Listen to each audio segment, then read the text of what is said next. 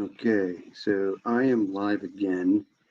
I'm going to do a little update on a news article that I forgot to mention on my first live earlier tonight, this morning. So let me play my intro and I'll be right back.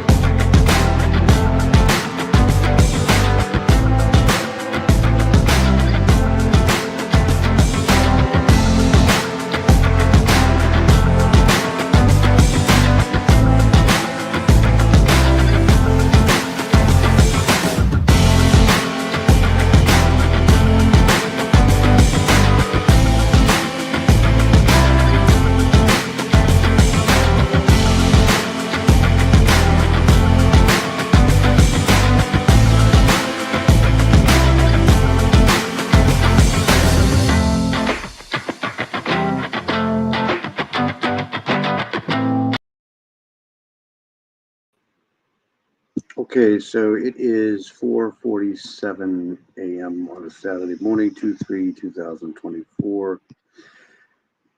So let's go right to it if I can. Let me see here if I can. This is the map thing, right? So,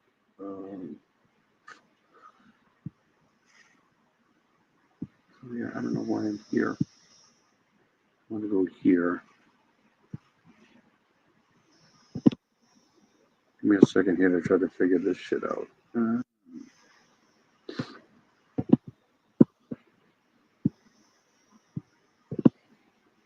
Anyways, all right. So let me show this here first. anybody's watching, thank you for coming in. I know it's late, but so there was a story that I missed covering earlier today on my live. It happened in Miami. I'm trying to find out where this turnpike is. All right, so let's go here first. Where am I? So this is coming out of Miami, and apparently, let's see here. We're going to go to the first one I can find anyways here. All right, so back here. Stop that screen.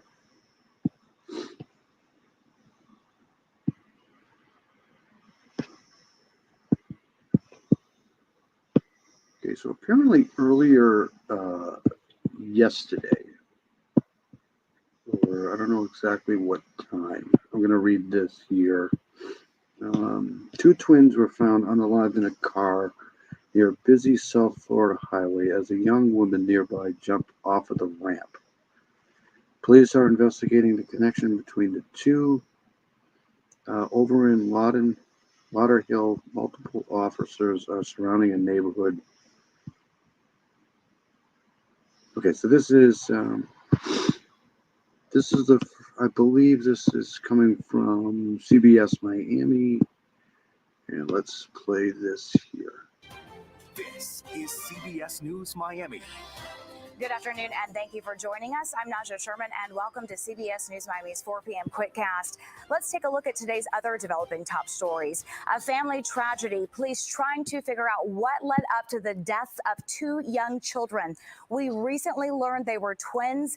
This is after a medical call on Interstate 95 in Northwest Miami-Dade. Stay with us for the very latest. CBS News Miami's Morgan Reiner has the details.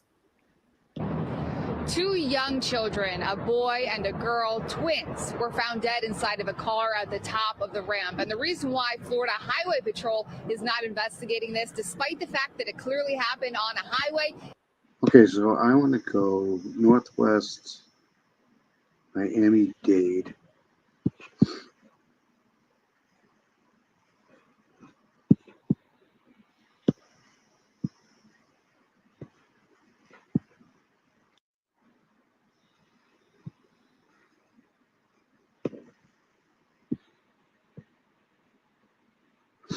I don't know.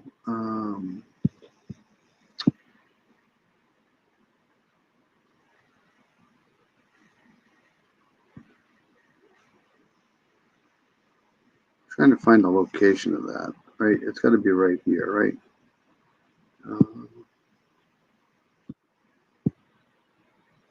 North Miami, 826.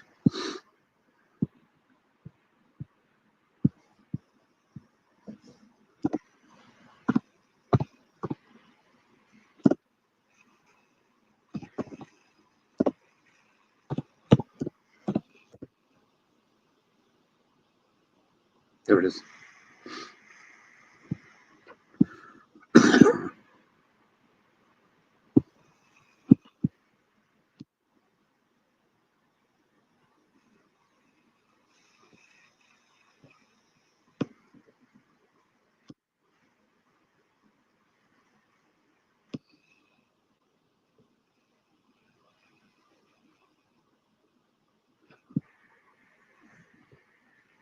I'm not good at maps. I am really sorry, but I'm just not good at this stuff here at all.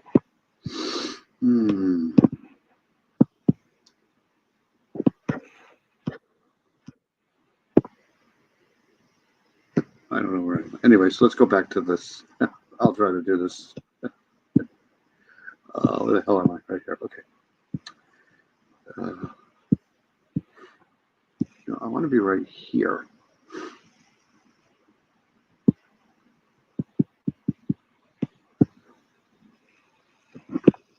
It's because this had nothing to do with traffic. This was not a collision. There was no accident involved. It's why the Miami-Dade Police Homicide Bureau is taking the lead. At 2 a.m. Friday, a driver heading up the I-95 northbound ramp to the Turnpike in 826 called 911. I-95.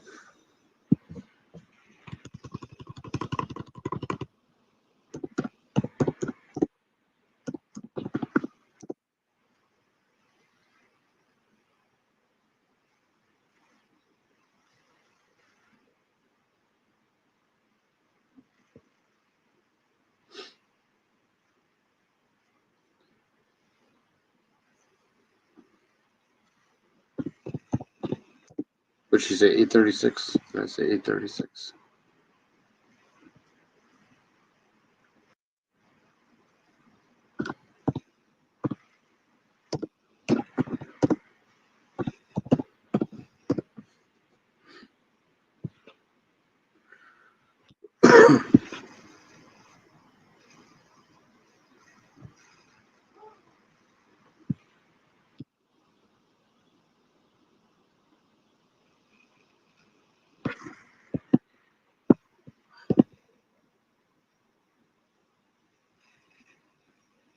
$8:36. Is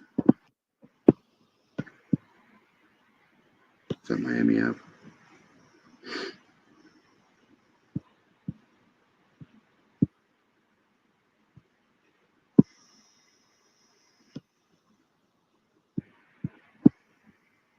The information given for that medical call was there was an unresponsive. 6 called 911. The information given for that medical call was At 2 a.m. Friday, a driver heading up the I-95 northbound ramp to the Turnpike in 826 called 911. 895 Turnpike.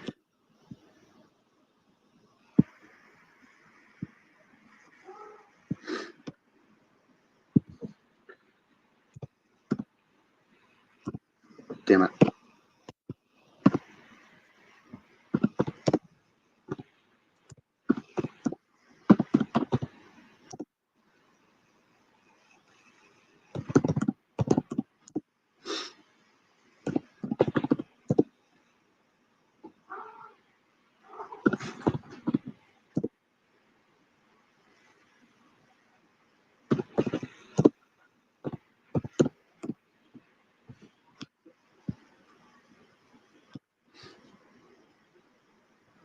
Right there. It's got to be right there.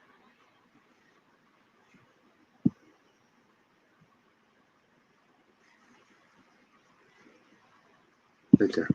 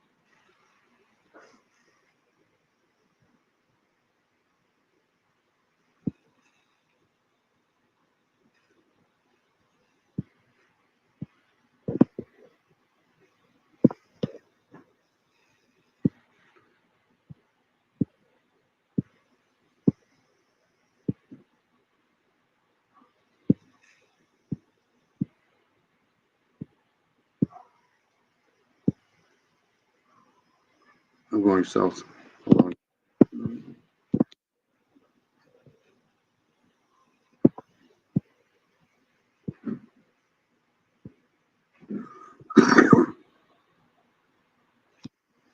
Anyways, let's go back here.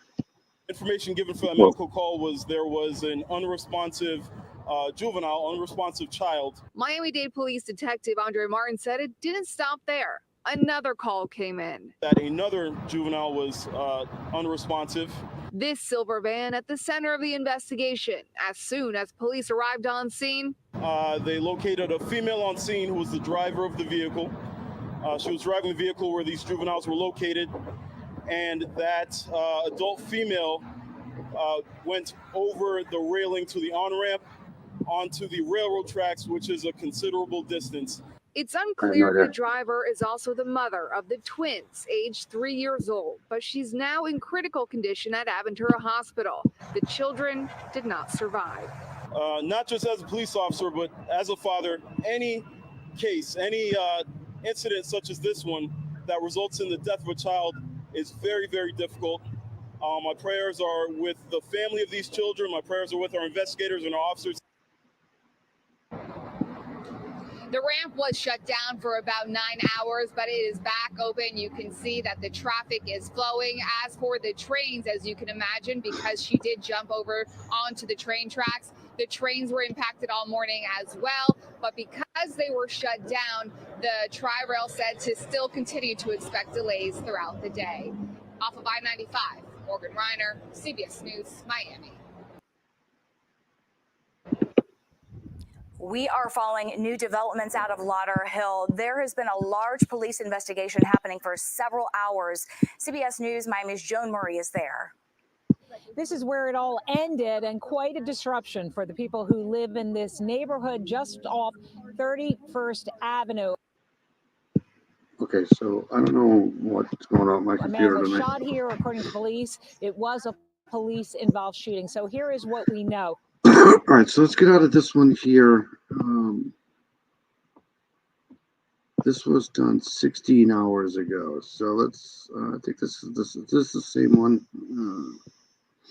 Right now on CBS News Miami, a family tragedy. Police trying to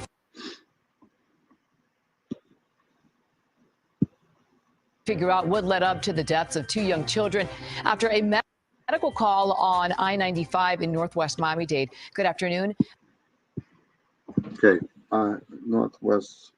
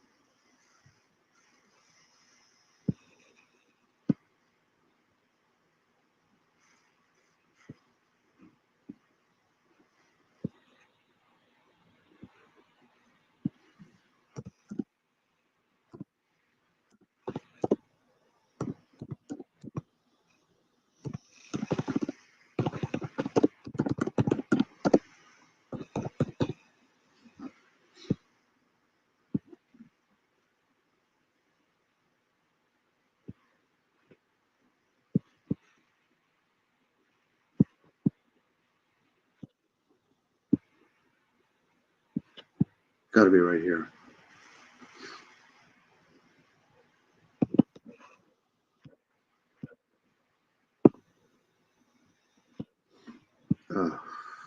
Not having fun with this tonight at all.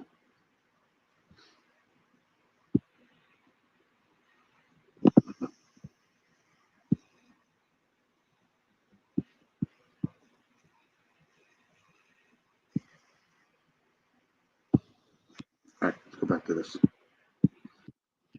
I'm Maribel Rodriguez, and we have just learned they were twins. Let's get right out to CBS News Miami's Morgan Reiner, live near the scene with the latest this afternoon. Morgan? Maribel, those twins, a boy and a girl, very young, were found dead inside of a car at the top of the ramp. And the reason why Florida Highway Patrol is not taking the lead on this investigation, despite the fact that it clearly happened on a highway, is because this had nothing to do with traffic. There was no collision. There was no accident. It's why Miami-Dade Police Homicide Bureau is taking the lead on this one. At 2 a.m. Friday, a driver heading up the I-95 northbound ramp to the Turnpike in 826 called 911. The information given for a medical call was there was an unresponsive unresponsive child. Miami-Dade Police Detective Andre Martin said it didn't stop there. Another call came in. That another juvenile was unresponsive. This silver van at the center of the investigation. As soon as police arrived on scene, they located a female on scene who was the driver of the vehicle. She was driving the vehicle where these juveniles were located, and that adult female went over the railing to the on-ramp onto the railroad tracks, which is a considerable distance. it's unclear if the driver is also the mother of the twins, aged 3 years old, but she's now in critical condition at Aventura Hospital. The children did not survive. Not just as a police officer, but as a father, any case, any incident such as this one that results in the death of a child is very, very difficult. My prayers are with the family of these children. My prayers are with our investigators and our officers. As for the traffic, it has been backed up all morning long, but in the last hour, they did open the ramp back up. You can see that traffic is starting to flow behind me. As you can imagine, the train tracks were involved, and so the trains were shut down this morning as well. But in the last 30 minutes, they posted on Twitter, Tri-Rail, saying that the trains are back open as well, but because they were delayed for so very long, they said to still expect those residual delays. I'm live off of I-95. Morgan Reiner, CBS News, Miami.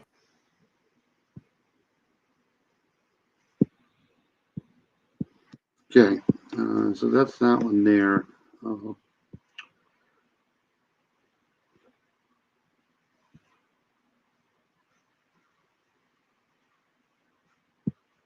We get out of this here, and I'll go to this one here. This was, let's share this.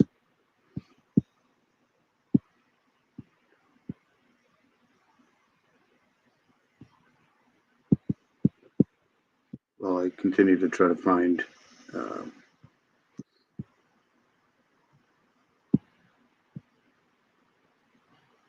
die after being found unconscious in a car on I-95.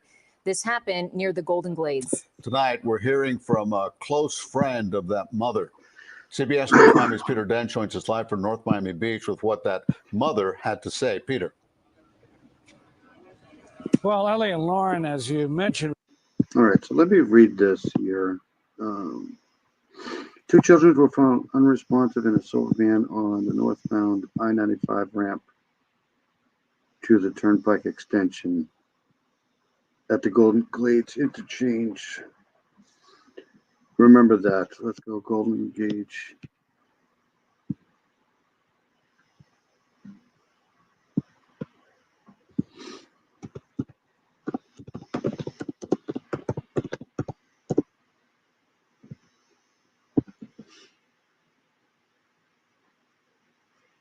Here.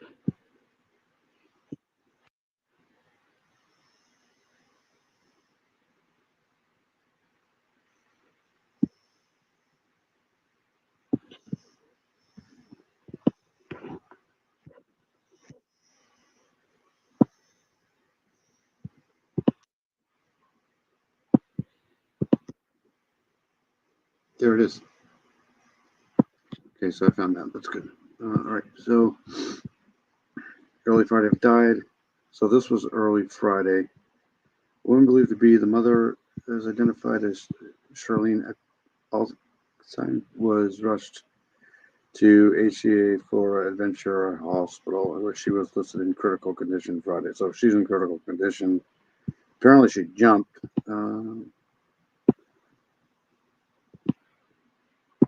Her husband said he was reeling from the news.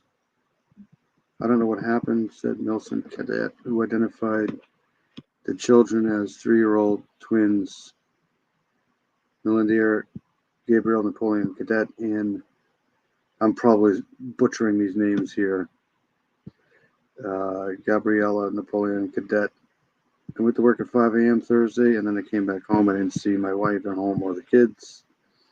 We have an office, and I checked the office around midnight, and I didn't hear or see her at the office. I started calling her on the phone, and she never picked up. According to Miami-Dade police, around 2 a.m., they received a call about children who were unresponsive in the vehicle. Shortly afterward, they received another call that the second child was unresponsive. In just hours, just after our units arrived, they located a female on the scene who was the driver of the vehicle. She was driving the vehicle where these juveniles were located, and that adult female went over the railing to the on-ramp onto the railroad tracks, which is a considerable distance. So that's right here.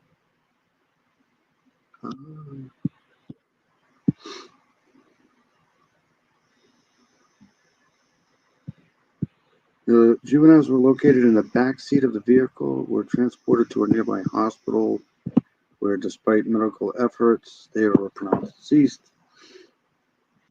They were twins, fraternal twins, boy and a girl. And they haven't disclosed the cause of death for the children. It's just horribly sad. Just horrible. Look at him.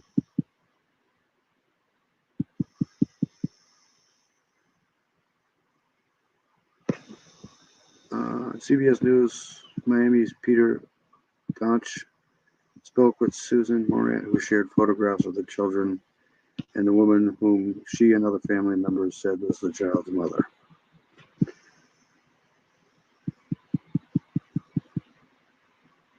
To be honest with you, she was a good mother, Morant said. She has an older son who is 16 years old. She has been such a good mother. That is why I co-signed on a car for her to make sure that she and her kids would be safe.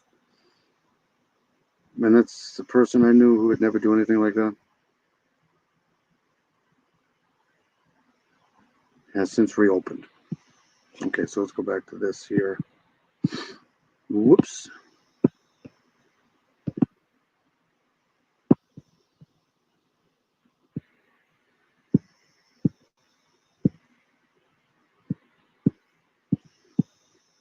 We just spoke with a close friend of the mother, and she told me she cannot believe what happened. Miami-Dade police say there are a series of unanswered questions.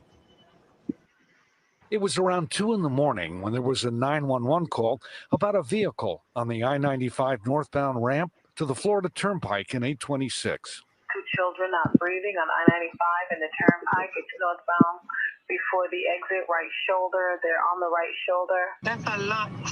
That's really sad to know that the kids lost their lives so young. Suzette Morant is horrified that these 3-year-old twins, a boy and a girl, lost their lives when authorities say they were with this woman, Shirlene Alseem, who Morant and family members say was their mother. To be honest with you, she's right here. a good mother because I know she have an older son. Our older son is about 16 or 18 years old. Morant says Alseem was such a good friend that she even co-signed on a loan for her car. She's been a good mother, and that's the only reason why I got her the car, because I wanted those kids to get around safe and reliable. Now, somebody I know will do nothing like that. That's impossible for her. She's not that kind of person, so it's just so mind-boggling right now to figure out what really went wrong. Miami-Dade police were initially told the children were unresponsive. This silver van was at the center of the investigation.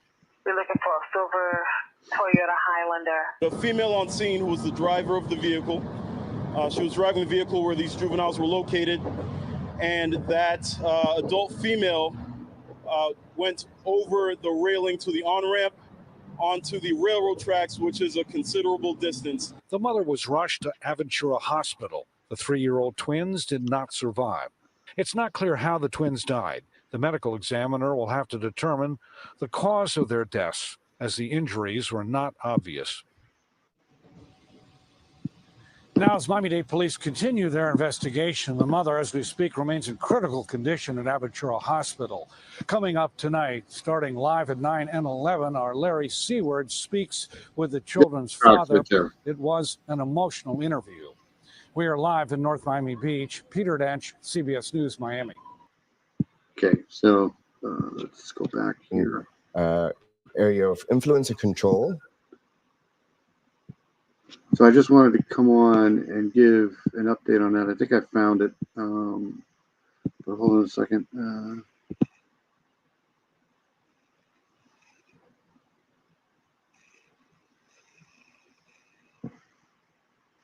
So let's go.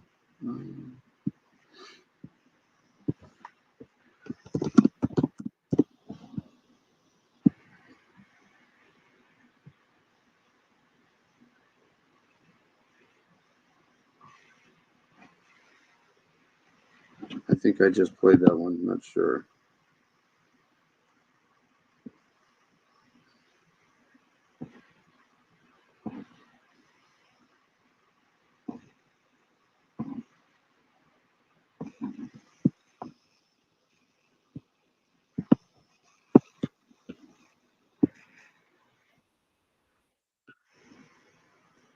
Okay, let's play this. Hey, Charlotte, how are you? Good to see you, kiddo. I forgot about this one here earlier when I was doing my live, so I'm just trying to. This is just such a horrible thing here. So apparently,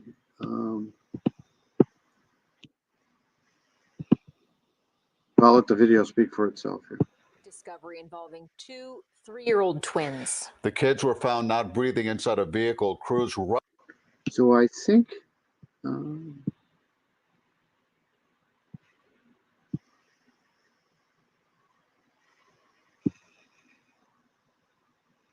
westbound, west. Sorry, I'm just trying to get.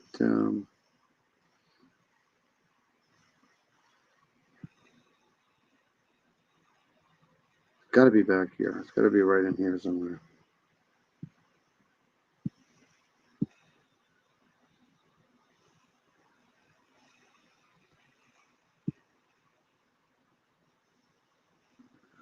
I need to be over here.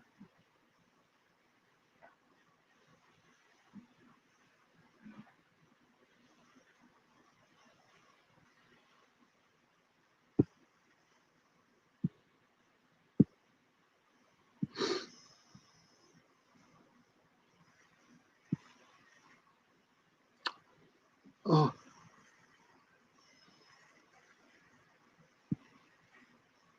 Okay.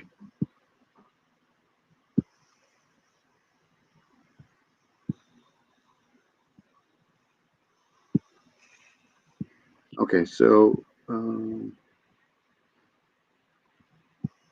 it's so good to see you, Charlotte. Sorry I didn't catch you earlier. You know me, I'm having trouble with the maps here. Hold on a second. I'm going to try to see if I can share this now. So, where am I?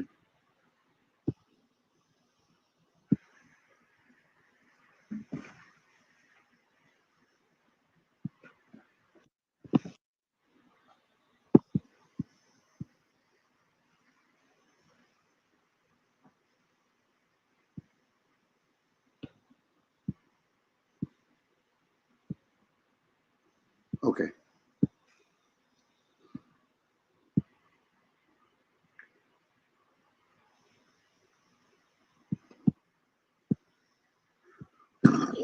Hold on a second. I'm still trying to figure this out.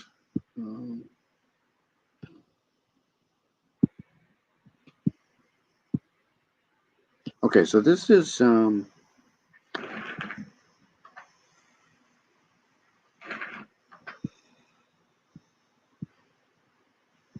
what the hell is going on here?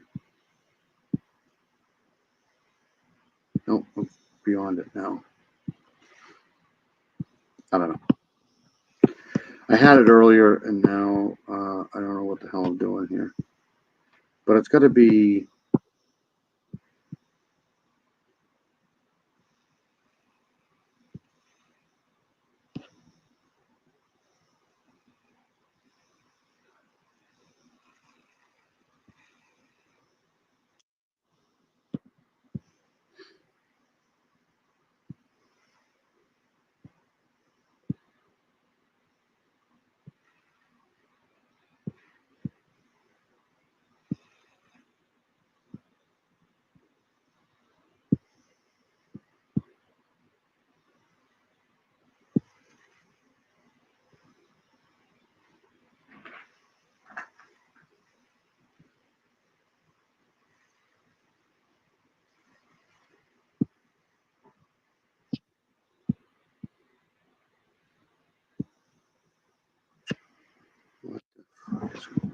Anyways, I can't seem to find. I was trying to find the word.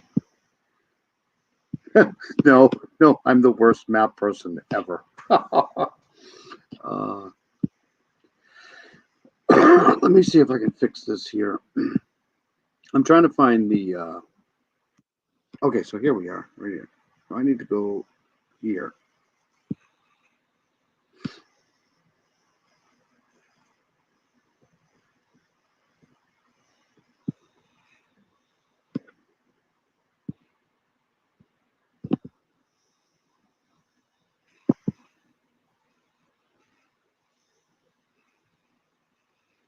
Oh, wait a minute.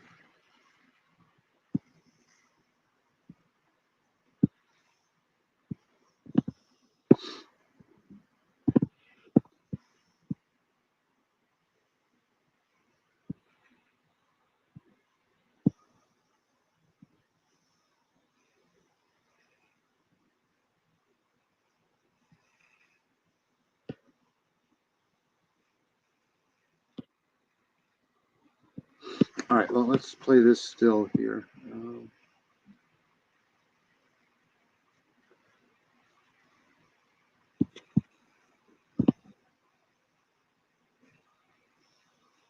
That's about it. There's not a lot more.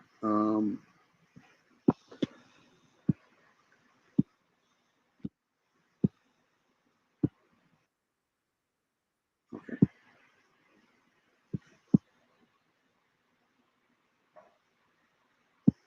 It's terrible. I'm just really not good at that. I should know better because I know Miami pretty good, but when it comes to Google Maps, not good.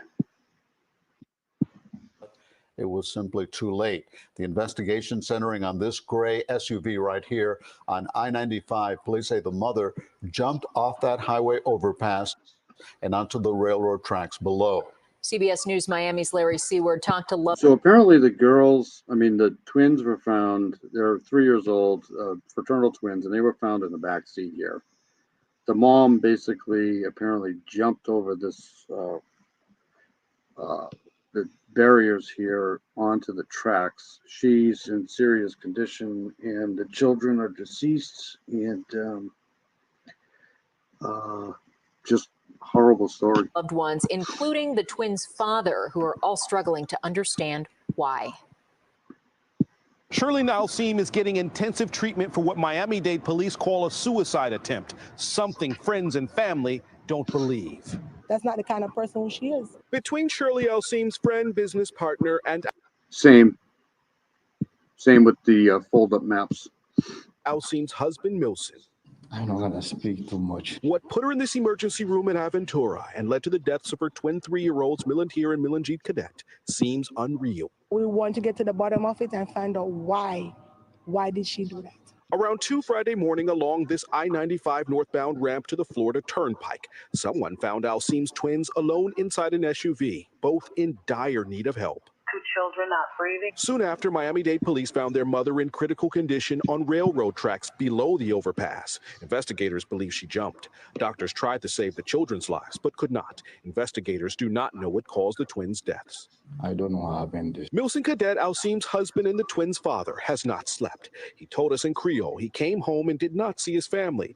He says he called Alseem over and over without response. So he went to police and is still stunned by what they told him. Today I get a response. I have 2 kids, my beautiful kids, who died in a condition I don't know. I don't know what happened. This isn't someone with problems. No problem.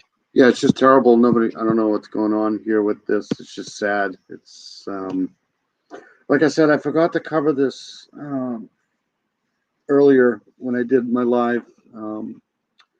So I wanted to come on and cover it. Mentally. He says Alseem worked full-time and has been running her own tax business for 7 years with her friend Suzette Morat. She says Alseem brought the twins to work often and saw. Look at these cute little kids. They're fraternal twins. This is boy and girl. So just sad, just horrible. Last in the office on Monday. She was a regular person. She didn't have nothing different about her. She did her work and she go home. While Alseem survived, she's not well enough to have visitors. Still, loved ones say they'll wait nearby as long as it takes to offer comfort as detective. Unfortunately, the police are going to want to talk to her. It's just a bizarre story. Figure out why these children died. In Aventura, Larry Seward, CBS News, Miami.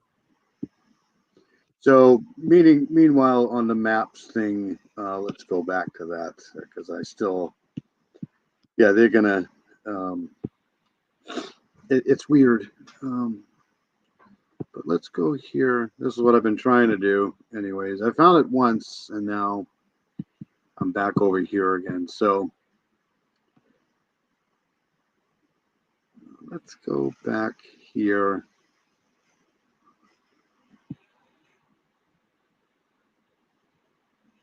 It's just so weird. So they're going this way. They're going north. And I'm assuming that that's 826 there because I can't get over here.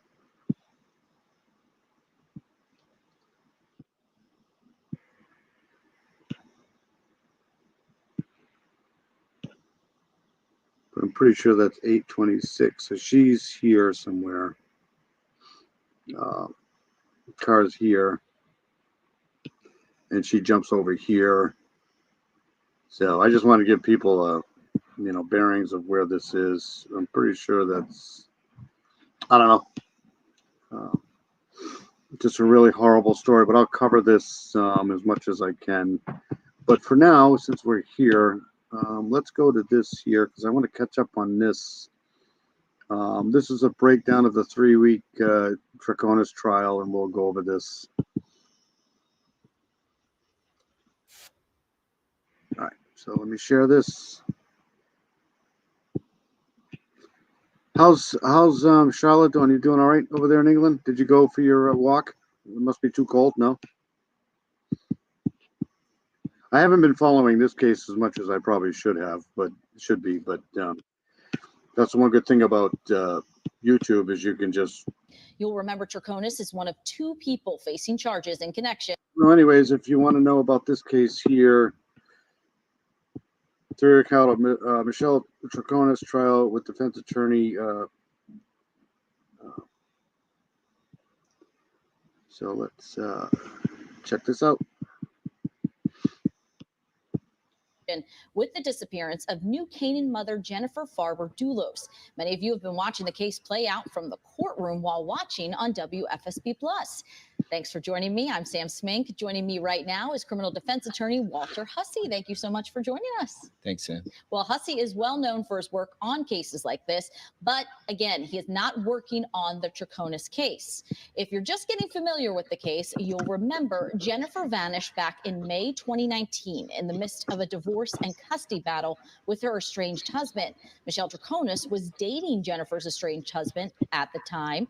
He was also facing charges for Jennifer's disappearance, but Fotis Doulos died after attempting suicide back in January 2020. Plus, a friend and attorney of Fotis Doulos, Kent Mawhinney, is also facing a charge of conspiracy to commit murder. His case hasn't gone to trial yet. But for Michelle's case, lots of evidence presented. So she's facing charges of conspiracy to commit murder, tampering with evidence, and hindering prosecution. She's also accused of, let's go here.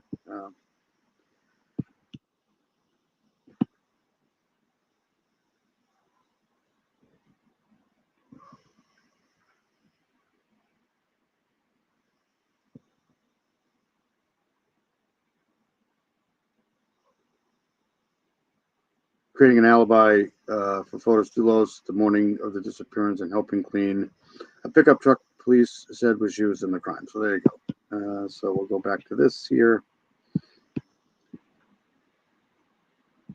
This week, and we're discussing what it could mean to the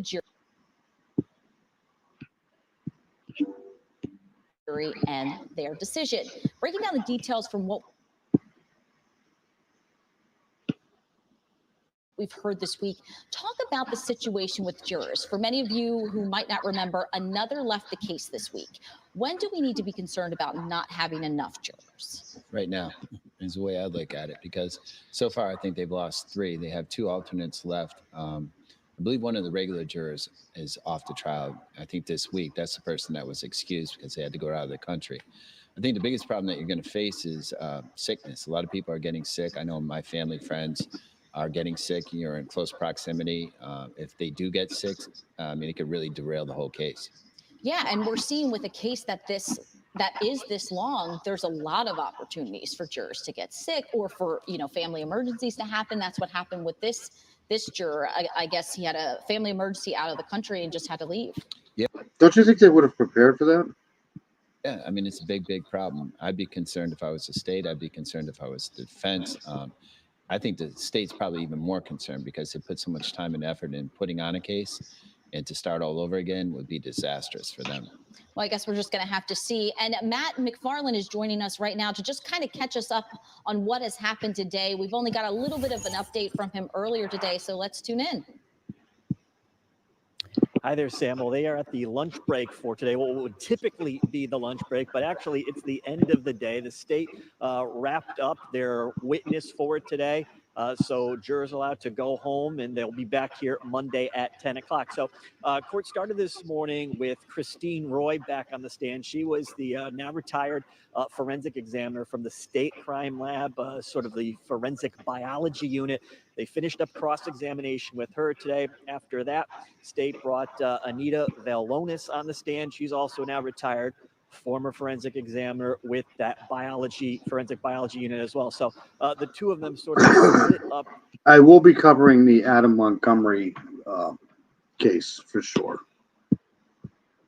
That forensic biology testing of a number of pieces of evidence. Velonis telling jurors today how she looked at a number of pieces of evidence, from gloves that were recovered from those Hartford trash cans, in fact, a set of gloves, black garbage bags, a kitchen sponge, broken mop handles, testing all of those for evidence of blood. She said she did those screening tests. She said she got positive hits on those. She also took swabs for DNA to send those for DNA analysis.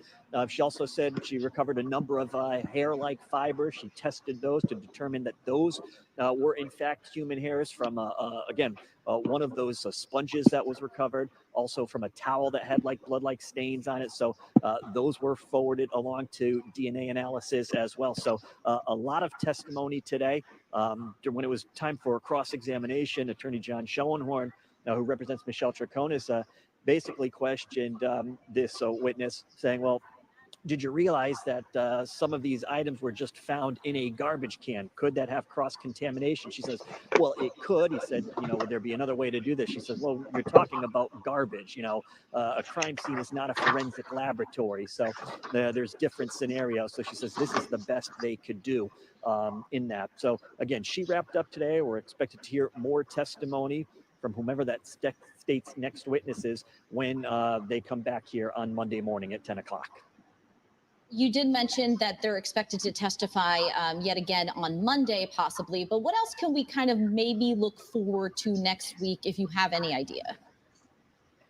Oh, that's the $1 million question, because state didn't say. Sometimes they will tell you when the end of the day is who they have coming up. But it sort of seems that we're sort of building to find out that DNA analysis, because they've, again, tested a number of items for blood, only getting 3 confirmatory positive tests for blood. A number of these presumptive or screening tests, they came back positive. But they said they didn't do any more confirmatory tests because they didn't want to sort of diminish the sample size that they could then send to the DNA analysis. So obviously it seems like the next step we'll be hearing from those in the state lab that worked on the DNA portion of this case. Well, Matt, thank you so much. And thank you for all that you've been doing for the last 3 weeks covering this. And we look forward to hearing more later in the afternoon with our shows, and then next week as well. Sounds good. Thanks, Sam. And Walter, just so everyone knows, Walter couldn't hear what Matt was saying, but he was just talking a lot about what you and I were saying earlier, that the 2 forensic lab experts were on the stand talking about the blood samples that they took from the garbage bags they found in Hartford, that police connected to Fotis Doulos in his truck driving around Hartford, dropping some garbage bags. We know from some of my notes that there appeared to be a bra, 4 zip ties, a shirt soaked in what appeared to be blood. That forensic lab expert testified that Doulos's fingerprints were on several items collected from the garbage bags containing his wife's bloody clothing. But then you and I were talking about, we know that the blood had been connected to Jennifer's clothing, but they haven't yet come and testified. And Matt just said it. They hadn't testified yet that the DNA is hers. Right. Well, they're going to link that up. So it hasn't happened yet. So the jury hasn't heard it yet. So it's kind of almost like in sequence. I think the original police officers had mentioned that they believed that they found the presence of blood, but weren't sure. So they took some samples sent to the lab. I believe the person testified yesterday that it was in fact blood. And a third person will come from the lab and connect it all together. Yes, Matt said they're expected to possibly talk on Monday. Now, I actually like the suit. Are vests back in now? Is that the deal? I don't know. for anyone that maybe doesn't watch trials quite often, you might just think, why can't they just come out there and say, oh, well, we tested Jennifer's bra for blood. It's her blood. It's her DNA. Well, you got to take the proper steps. And so the first thing is the acquisition, who did it and how. That was already testified to. Where was it sent? What did that person do? Which is the person that's testifying now. That's their function, just to identify exactly what it is. And then a third person will say whose blood it was. And then we know that, well, there was testimony that showed that Michelle Troconis was in the car with Doulos, but there's nothing that necessarily ties her to the garbage bags. Yeah, I agree with you. I mean, so, I've seen the clips, so I haven't seen all of them. I don't pretend to see it, but I think if they had something better, they would have shown it by now. I said this in the past. If there's any more news on the thing that I covered tonight about the 2 kids and the mom down in Miami, I'll cover it later today. That she's in the car, just present. It's just sad when you hear stories like that. It's just awful. Essence doesn't mean anything. They got to prove much more than that. She has to be involved somehow, some way. We've yet to see that. And we're in, day 16? Yeah, you and Kara had talked about last week that, of course, the state has to. That's okay. I was asking if you were out walking the dogs. I wonder if it's cold over there. It's freezing here. I know that.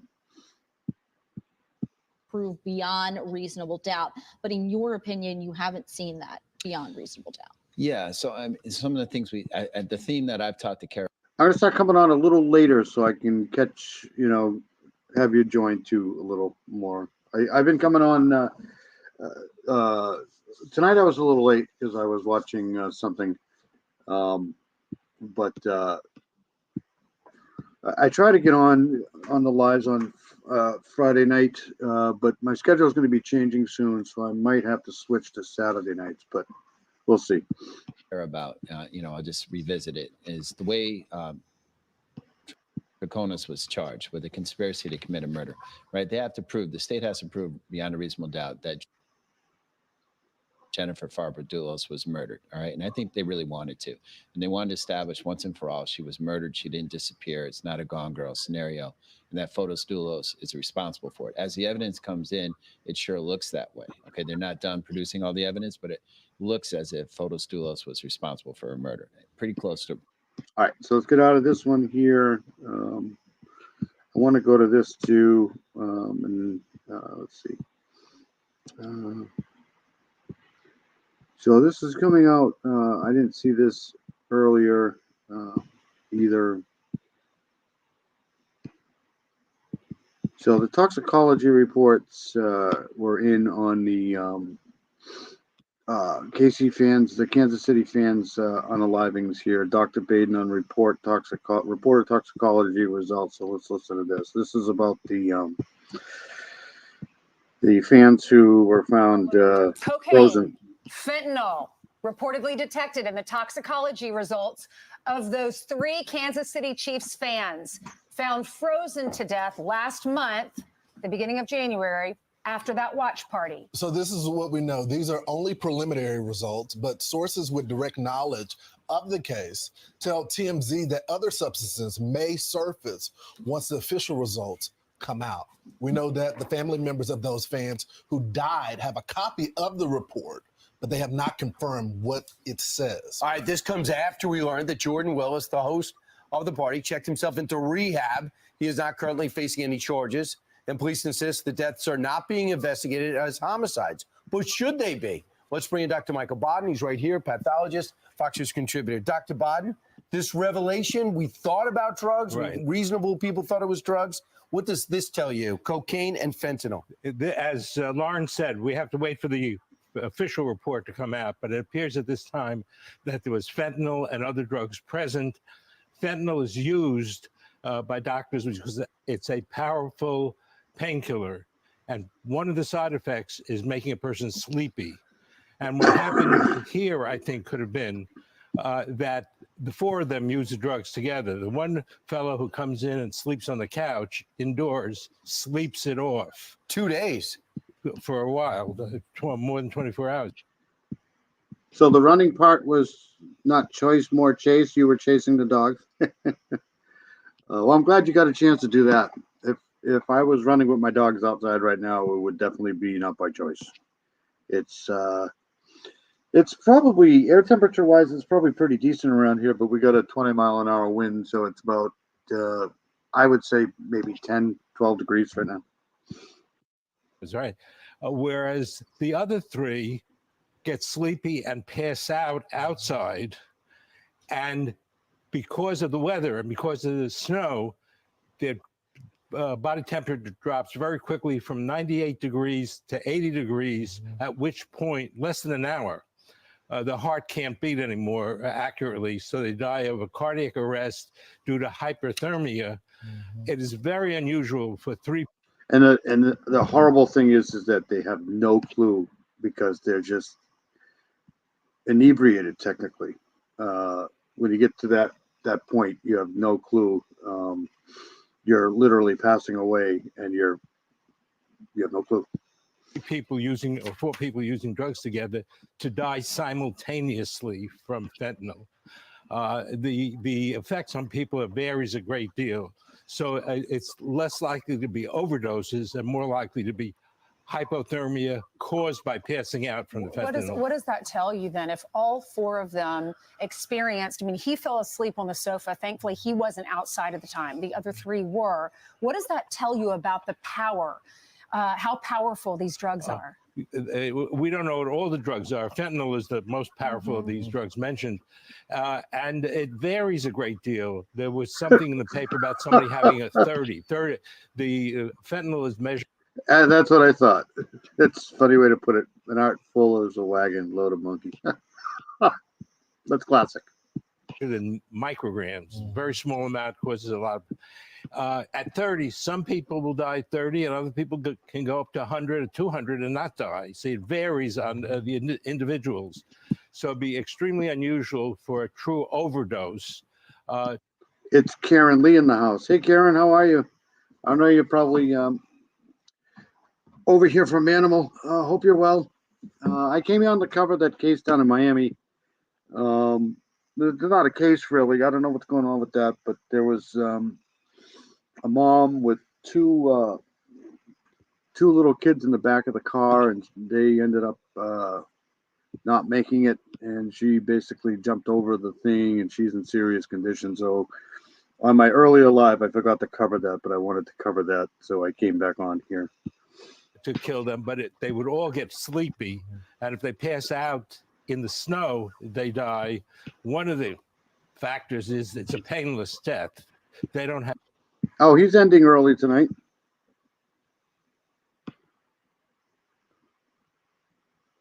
I have no idea. Have you heard of that case? It's not a case. I don't know why I keep saying case. I heard about it. I heard about it yesterday really late. That's why I wasn't prepared at all for any of it. But I wanted to cover it. Let me see if I can figure it out now here.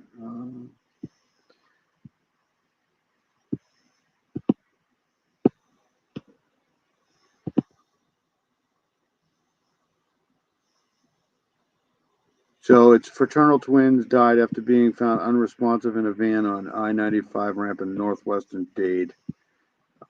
She's in critical condition, I should say. I'll get you a name in a second here.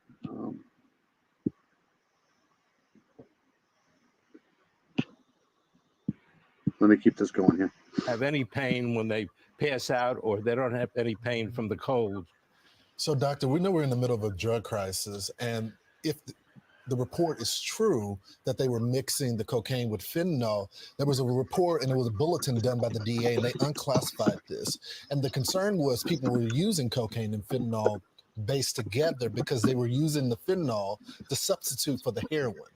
Why would people think that fentanyl is heroin? What type of effect? Because they sent this to all the medical examiners because people were dropping like flies. What makes them the same? Well, fentanyl and heroin, fentanyl and both are laboratory-made chemicals, narcotics, and they both have similar effects. But fentanyl is much stronger than heroin, and heroin is much stronger than morphine, which is the original one. so that, but when they're mixed with cocaine, sometimes addicts will mix a downer. Fentanyl is a downer, makes you go to sleep. Cocaine is an upper, and some drug users think if you mix them together, it makes it safer, and that's not true. They'll mix it together, it makes it worse. And most fentanyl deaths combine other drugs with them. Right. I'm happy to say I'm not an experienced drug user, so this might sound naive. Could it be that someone gets cocaine and people put fentanyl in it, they don't know it? Oh, absolutely. That's part of the problem. Fentanyl is very cheap. It's very cheap for the drug lords and all, so that they can mix fentanyl with marijuana. They mix fentanyl with cocaine. And that's why, and it's much more powerful than the other drugs. So the four of them may not even know what they were getting. They might have thought they were getting cocaine, and instead it's fentanyl. And that's why, as Lauren said, we have to wait for the official toxicology But you do have a witness, a guy that lived through it, right? It sounds like the guy who was asleep on the sofa probably told police, because they said this is 100% not a homicide. People were accusing him, and he said, I didn't do it. I bet he told police, this is the honest truth. This is what we were doing. Well, and maybe gave them the drug dealer's name or number, and then police knew what they were dealing with. Absolutely. That one thing, the police come there and they got things from the scene, so they may have the packets or whatever the drugs were contained in, and they would have known. And that's why they said right away that it's not a murder, and they right away gave the impression it was a drug overdose, and the amounts of the drug are going to be very important into being certain about how the effects were. The initial report says trace of cocaine and fentanyl. Fentanyl is much more likely to cause death than I always cocaine. thought coke had you race. Fentanyl overcomes what coke does. They do different things. I knew the names. Now I forget the names. And I'm in the background here trying to figure them out. I'll play it again before I leave. I won't be on here long either. I just wanted to come on and cover it because it's such a sad, horrible case. Story, anyways. But they don't know, because they just add to each other. One makes you higher, one makes you lower, but they don't. I mean, this thing here with the fentanyl thing, it's just, my mind always thinks criminal in cases like this here, but I think they're right. This is probably just going to be an accident, but it just sounds weird. I don't know if he's going to get charged for anything. I don't know what the laws are in Kansas, Missouri, but it's to me, it sounded weird earlier, but now that I know that there's been fentanyl and all kinds of other stuff, that's what it sounds like to me, that it's just an accident. Don't cancel each other out, which some of the drug users dabble think. anymore. You can't try it. You can't. It's not worth it. One mistake. A very little bit of cocaine, of fentanyl can cause death, but a very lot may not. They find fentanyl users driving erratically have 100 Don't do micrograms. drugs. Don't do drugs. Dr. Biden, it's just thanks so so much. sad. They have Thank you. children. We'll be waiting All for right, the thanks, when we Dr. get the Biden. big. All right, so that's that. So let's go here. I'm going to read this. Yes, it is. Yes. Yeah, the lower temperatures. I mean, like I said, you put that in your body, you may not even know you're dying and just literally freeze to death because you can't wake up. It sucks, but if you do any type of narcotics these days, you just got to be careful because you never know what you're getting into. All right, so let me read this here. All right, so this is coming from ABC News. Toddler twins found unalived in car parked on Miami Highway. And Charlotte was in here when I was trying to find the exact location of where they were. Unfortunately, Charlotte has the patience to wait for me to try to find it on the map. Poor kid. I mean, I'm horrible with the maps. I'll maybe check into that one too. So 3-year-old twins unalived after found unresponsive in a car parked along Interstate 95 in Miami early Friday. And the female driver, who was later identified as the mom, was critically injured when she jumped off an overpass. 911 calls were received about 2 a.m. So this happened this morning. No, yesterday morning. So a boy and a girl found in the back seat, the car parked at the Golden Glades interchange, and I did find that. And a passerby was attempting CPR. When officers and fire rescue arrived, the woman jumped off the overpass onto train tracks. That's odd. Officers found the children who were taken to the hospital and pronounced unalive. That sucks. Police said they have not determined the relationship between the women, but we know it was her mom now. They're trying to piece the tragic accident together. So it just sucks. It's just sad. It's awful. Just terrible. So let's go here because there was an earthquake in Oklahoma City. So let's. I hope I'm streaming this.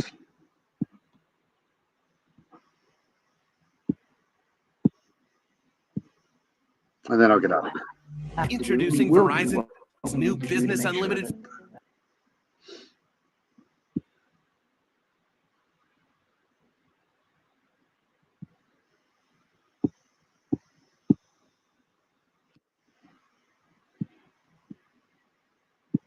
Built to give you even more value. I don't know what's going on with my computer tonight, but it's not good.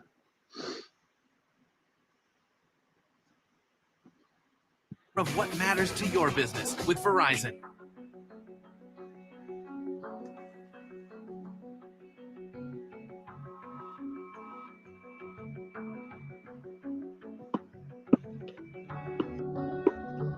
Plane just crashed into a building here.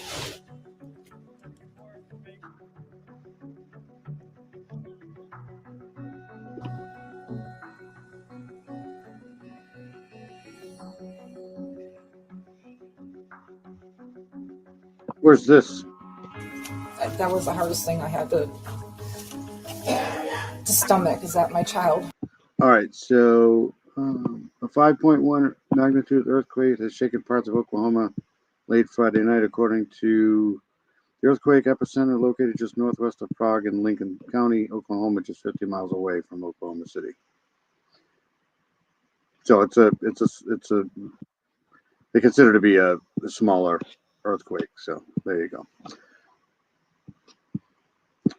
You love maps. Karen loves maps.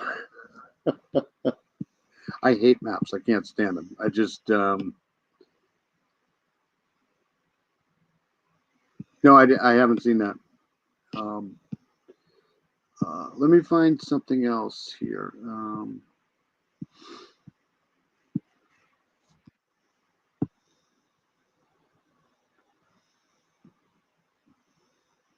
Let me go to, hold on a second. I'll play this one here because this was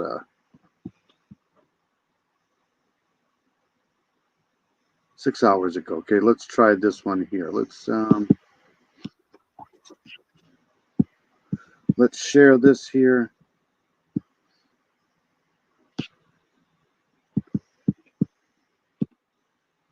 So, kidnapped DeSoto woman found safe near border, police say. There we go. Kidnapping investigation about a North Texas woman who was reported missing yesterday and then found at the southern border. 37-year-old Lacey Lynn Overby was located in Laredo. Police say she told authorities that she'd been kidnapped and held against her will. Her alleged kidnapper was not with her. Fox 4's Amelia Jones live at the DeSoto Police Department with the update. Amelia. Heather, Lacey Overby's family told me they're thankful and relieved she's safe. Her family didn't want to talk on camera, but they hope her story raises awareness to always be cautious and aware of your surroundings. 37-year-old Lacey Lynn Overby is back with her family after she was allegedly kidnapped Thursday afternoon. DeSoto police say around 3:30 p.m., Overby spotted a man who she thought was homeless near a gas station convenience store. The registered nurse decided to buy the man food from a nearby Taco Casa in Lancaster. The victim was on the phone with a family member when she went to go make contact with the individual who she was bringing food to. DeSoto police say the family member heard a commotion on the other end of the phone. They contacted police and a clear alert went out statewide with Overby's photo and car description. The family member told police Overby described the man before she gave him the food, so police had a description to work with. The suspect is described as a Hispanic male. Does this sound real to you? I mean, didn't we just have this happen not too long ago? 25 to 35 years of age, bald-headed, wearing a blue and plaid jacket. Around 11 p.m. Thursday, DeSoto police got a call that Overby was in Laredo trying to cross into Mexico. She alerted authorities at the International Bridge that she'd been kidnapped and the suspect was still inside the car. The officials there took her to safety. Officers at the International Bridge searched the vehicle. However, they did not locate a suspect in the vehicle at the time. Police say nobody was found in the car with her, and so far, nobody has been arrested. She was obviously very upset when law enforcement made contact with her last night. She was taken for a medical exam, just to be safe, make sure she was okay. I can tell you that family is with her at this time. DeSoto police don't have the results from the medical exam. They also don't have a motive for the kidnapping or know if a weapon was used. They only confirmed Overby told officers she was being held against her will and told to drive across the border. The fact that she, had the courage to alert the authorities that, what had happened, that this person had kidnapped her, that takes a lot of courage. It takes a lot of courage to do that. And thankfully she did, and thankfully she's safe because of it. Right now, Border Patrol, Laredo, and DeSoto Police Departments are involved in the investigation. DeSoto Police are asking anyone who might have seen a man that matches the suspect's description in the area of East Parkerville Road on Thursday afternoon to contact them. Police haven't got a chance to talk to Overby yet, but they want to speak with her as soon as she's back in North Texas. So I don't know. I think I'd have to, find out more about that because we just had something like that happen not too long ago, and it turned out to be a hoax. Remember? So let's go here. We'll play this one. Attempted kidnapping. Attempted kidnapping caught on camera in Marietta. Marietta? I don't know. So this is going to be a little triggering, but thank God for cameras. Of a 10-year-old girl caught on camera in Marietta. And tonight we're hearing from the girl's dad as he shares a message to fellow parents. KTLA's Shelby Nelson joins us No, almost. live from Marietta, where a game of volleyball close to becoming a parent's worst nightmare. Shelby? Court, really scary moments imagined for this young 10-year-old girl feeling safe right in front of her Marietta home. It was about 8:15 Sunday night when suddenly this strange man approaches before running towards her. We know that that man has not yet been captured, but what we did see were deputies with the Riverside County Sheriff's Department canvassing the neighborhood earlier today. I let my guard down pretty much. This was unexpected on a Sunday night. A normal Sunday evening for Michael Engadung and his Marietta family up until this man captured in surveillance video comes along. My daughter loves playing volleyball, so she asked me, Dad, can we play outside?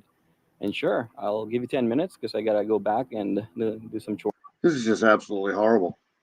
So Michael played in the front yard with his 10-year-old daughter, Cassidy. A short time later, he decides to go in the house to get a drink, only catching a glimpse of this man down the street. You couldn't mistake his walk. He had like a funny walk. Thought not much of it. But he says not even a minute after going inside the house.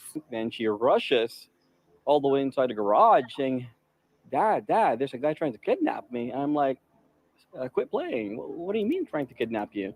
A neighbor's surveillance video shows the man with a blue cap and flip-flops walking along the sidewalk. In another angle, he stops in front of their home and starts talking. Watch this. Right in broad daylight. Sunday. To Michael's daughter. And from yet another surveillance video that captured the audio, you hear this. What's your address? asking Cassidy what's on her shirt before lunging at her. It kind of Oh my God. pierces your veil of security pretty much because you always think, hey, this is a very kid-friendly family neighborhood. The man then continues walking, the family reporting the incident to authorities. Several deputies with the Riverside County Sheriff's Department were going door to door asking neighbors for surveillance video and if they saw anything. This is a very, very quiet. You know, I this is just absolutely horrible. Oh my God. Yes, that's going to be my new name, I think. It took me years to come out with that, but not sure. But I tell my kids all the time, you know, it just sucks. You're not safe anywhere, really. Neighborhood, you see parents outside with their kids always playing. So it is a little nerve-wracking. It makes me angry. You know, I've got 4 kids, and I never think it's going to happen in an area like this. I wish I would have been outside to do something. Michael says Cassidy is doing okay, but is still shaken up by the ordeal. She wakes up a couple of times thinking that God. See, the thing is, I'm going to go back to, hold on a second, right? This guy looks a little weird to begin with, walking down the street, right? But, you know, not everybody looks like this guy walking down the street. Some of these people who do this look absolutely normal. Guys after her. I would just say to parents, it's never too early or too late to talk to your kids about, you know, the dangers of our world right now. Now there are Thank you, Karen. Me too. Me, you, and Charlotte are night owls. a few parks and at least one school less than a mile away from where this happened. So again, very concerning for parents and people who live in that neighborhood. Anyone with information is asked to contact the Riverside County Sheriff's Department. Reporting live in Marietta, I'm Shelby Nelson, KTL. And unfortunately, you know what's going to happen? They're probably going to catch this guy, and he's probably going to, Charlotte Senna for Charlotte. Yep. They're probably going to catch this guy. He's going to get slapped on the wrist and be out again in neighborhoods, and it just sucks. It's just that guy right there should be locked up forever in his life. He should never, ever, ever find his way out on the streets again. He's just not to be trusted, ever. So anyways, that's another hour and 17 minutes for me. I'm going to get the hell out of here. I just wanted to come up a quick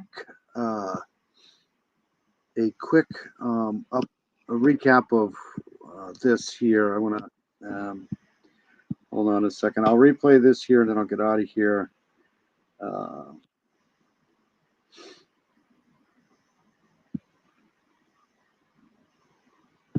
Let me replay this here and then this one right here.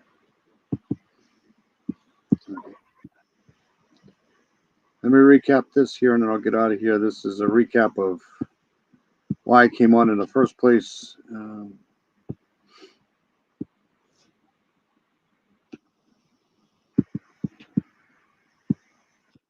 Here we go. CBS News. So I'll cover this. If they find out more information about this today, I'll come on, or tomorrow. Whenever they find out more information about this, I'll come on. Miami. Good afternoon, and thank you for joining us. I'm Naja Sherman, and welcome to CBS News Miami's 4 p.m. Quickcast. Let's take a look at today's other developing top stories. A family tragedy. Police trying to figure out what led up to the deaths of 2 young children. We recently learned they were twins. This is after a medical call on Interstate 95 in Northwest Miami-Dade. Stay with us for the very latest. CBS News Miami's Morgan Reiner has the details. 2 young children, a boy. Yeah, I was trying to find this, and I did. This is where, just a little bit before this, off ramp to 826. And a girl, twins, were found dead inside of a car at the top of the ramp. And the reason why Florida Highway Patrol is not investigating this, despite the fact that it clearly happened on a highway, is because this had nothing to do with traffic. This was not a collision. There was no accident involved. It's why the Miami-Dade Police Homicide I don't know what's going on with my computer taking tonight. the lead. At 2 a.m. Friday, a driver heading up the I-95 northbound ramp to the Turnpike in 826 called 911. The information given for a medical call was there was an unresponsive juvenile, unresponsive child. Miami-Dade Police Detective Andre Martin said it didn't stop there. So she, let me go back up here. So she,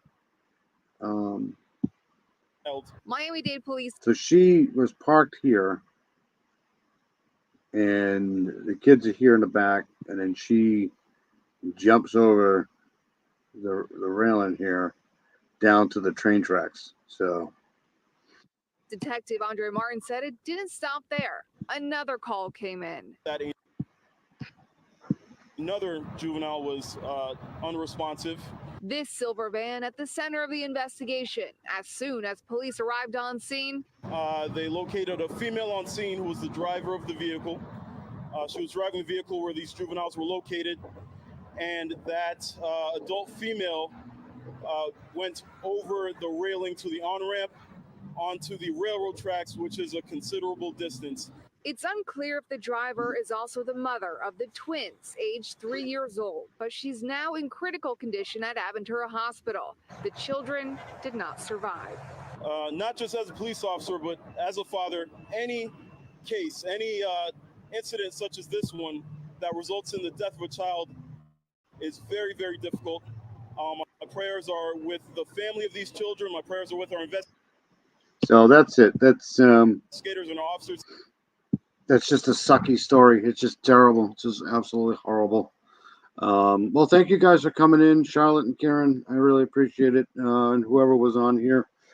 I just wanted to come up, like I said, on here and update that story because it's just terrible. And I forgot to do it on my earlier live. So I'm going to get out of here, play my outro and get out of here. Everybody have a good weekend. Stay safe, Charlotte and Karen. And like I said, I may be changing my lives to Saturday night because I think my schedule is going to change here again shortly. So everybody have a good weekend. Stay safe. And I will see you all later. Good night. Good morning, whatever.